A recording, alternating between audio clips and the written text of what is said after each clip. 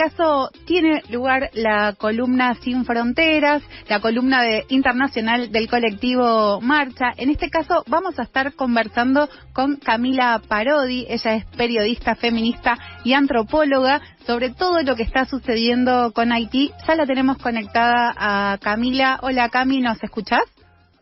Hola, ¿cómo andan? ¿Me escuchan bien ahí? Te escuchamos perfecta, así que esperemos que la comunicación siga así a lo largo de toda la entrevista. Decíamos al comienzo que vamos a estar analizando lo que está sucediendo con Haití, que no está circulando demasiado en los medios de comunicación. Exacto. Bueno, antes que nada, anticiparnos, desde Marcha siempre venimos cubriendo noticias de otros territorios, desde otras latitudes, ¿no? Como vienen contando mis compañeros que estuvieron en las columnas anteriores. Para nada somos especialistas, ¿no?, en lo que acontece en cada país, y tratamos de arrimarnos a comprender un poquito esas historias que se van tramando, y en particular siempre sumar voces de compañeros que están en esos territorios. La propuesta es que les haga primero un repaso histórico para entender cómo llegamos a este momento, para así después incorporar la voz de un compañero que se llama Bien Aimé, que es periodista de Radio Resistencia, de la Agencia de Prensa Popular Haitiana, pero me parecía importante previamente hacer un repasito para nosotros, sobre todo porque el compañero nos está hablando de una situación, aparte de densa, bien confusa y complicada para, como decías recién, hablar de un contexto que desconocemos tanto, una situación y una historia que desconocemos tanto. Entonces un poquito arranco por ahí, contarles, bueno, que esta crisis en Haití, seguramente si pensamos en Haití, ¿no?, siempre nos imaginamos alguna crisis, alguna situación compleja de guerra, de tornados, de violencias, ¿no? Nos remite, históricamente este país nos remite a esas historias, ¿no? Y es una crisis que no solo lleva años, lleva siglos agudizándose. En este momento particular están en un contexto de acefalía y de una proliferación de la violencia por parte de bandas criminales, ¿no? En el medio hay un intento institucional de hacer una transición, pero también en paralelo estamos en un contexto de posible guerra civil, ¿no? Para que tengamos así algunos datitos que me anoté de la ONU, ¿no?, para tomar dimensión de qué estamos hablando. Bueno, Haití es un país caribeño, y se trata de una población más pobre de la región, ¿sí?, que sufre hambre. De 4,3 millones de personas padecen hambre aguda, mientras que 1,4 millones están al borde de la hambruna, ¿sí? Estamos hablando de una población de 11 millones de habitantes, ¿sí? Así que la mitad de la población está en una situación totalmente compleja de hambre, indigencia, violencia y despojo de manera histórica. ¿Y por qué repaso tanto esto de que es histórico, no? Haití es el primer país en liberarse del poder colonial, ¿no?, en 1791. Es la primera nación independiente. Y de alguna manera lo que nosotros venimos diciendo hace un tiempo es que también esta historia, ¿no?, y esta decisión política revolucionaria un poco es lo que los imperios hasta el día de hoy le están haciendo pagar a Haití, ¿no? Las personas esclavizadas fueron las que lideraron la revolución contra Francia, y realmente todavía lo está pagando literal en términos de reparaciones monetarias impuestas por Francia, que bueno, de alguna manera a lo largo de su recorrido se interpretó también el crecimiento de una nación, ¿no? Uh-huh. A lo largo del siglo XX vamos a encontrar un montón de situaciones, todas relacionadas casi siempre, y ahora lo vamos a ver hasta llegar a 2024, a los Estados Unidos, ¿sí? Tenemos a principio, entre el 1957 y 1986, la ocupación militar de Estados Unidos, una masacre encabezada por el presidente Trujillo que dejó entre 20.000 y 30.000 haitianos masacrados, ¿sí? Después en el 86 también padre e hijo Duvalier también tuvieron gobiernos de alguna manera acompañados por grupos militares que asesinaron a más de 60.000 personas de la oposición. Tenemos, bueno, ahí sí lo interesante también de Haití, ¿no? Insurrecciones y revueltas las vamos a encontrar a lo largo de toda su historia, ¿no? Entonces en el 86 también hay una insurrección popular que logra de alguna manera derrocar a esta dinastía de Duvalier, pero bueno, durante los 90 vuelven las imposiciones de los Estados Unidos, la inestabilidad política, la corrupción, el crimen, la miseria, ¿no?, también, y esto se va profundizando hasta el ingreso de este milenio, que lo vamos a ver sobre todo en 2004, ¿no?, donde otra vez una revuelta popular vuelve a forzar el exilio de las fuerzas que gobernaban, pero bueno, también es ese mismo año el del terremoto, ¿no? No, perdón, el del ingreso de la MINUSTA. Tengo tantos datos que ya estoy mareada. Un montón. La MINUSTA es, no sé si lo recordarán, en un tiempo en Argentina teníamos también una lucha bastante detenida en esto, también el contexto nos ha cambiado en mirar las prioridades quizás más locales, pero una lucha súper internacionalista que hemos sostenido era en contra de la misión de estabilización de las Naciones Unidas en Haití, que si bien se presentaba como ayuda humanitaria, siempre la forma que tuvo fue una forma de intervención militar y de control sobre la soberanía nacional y popular del territorio, ¿no? Sí. Después sí, en 2010, esto es lo que recordarán como noticia, que tuvo un terremoto que dejó a más de 200.000 muertos, más de medio de 1 millón de damnificados, ¿no? Una situación bien compleja que de alguna manera también esa inestabilidad es la que nos prepara hasta estas 2 últimas décadas que estamos atravesando.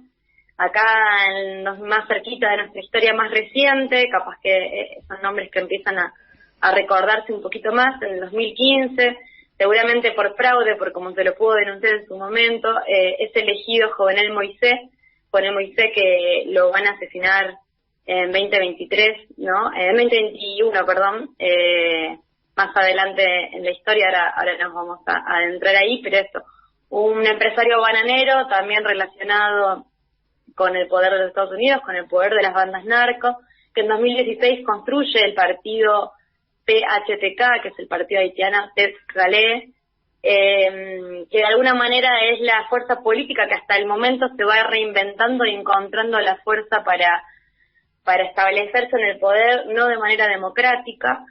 Él vuelve a ganar las elecciones luego de esta denuncia de fraude de 2015 en 2017. Tiene denuncias por malversación de fondos, denuncias por corrupción del gobierno, de él y de sus antecesores. Ahí también otra noticia que ha circulado mucho en su momento, sobre todo en 2019-2020, es esos $2.000 millones que habían recibido por parte del petróleo venezolano, ¿no? Sí, un subsidio que había enviado el chavismo a gran parte de los países caribeños, ¿sí? Y los últimos 3 gobiernos, hasta llegar a Moisés, el de Preval, Martelly y Moisés, los usaron de manera ilegal, ¿no? Habían realmente malversado esos fondos que eran para acompañar a la población y para apoyar el crecimiento de esta nación. Y un poco la noticia esa fue lo que desató una gran revuelta en 2019, que es la que nos acerca también más a estos tiempos en los que estamos, ¿sí? De una Haití más convulsionada, más de todo lo que les vengo contando. La pandemia también, obviamente complicó y complejizó toda la situación de la población haitiana, y es en ese contexto que Moisés no deja el poder, ¿sí? Proponía hacer una reforma constitucional para crear el cargo de vicepresidente, eliminar el rol de primer ministro. También quería unir el Congreso con el Senado en una sola cámara, y buscaba permitir que los haitianos que viven afuera del país pudieran elegir o ser elegidos en contextos de elecciones. Este presidente es asesinado el 7 de julio de 2021, ¿sí?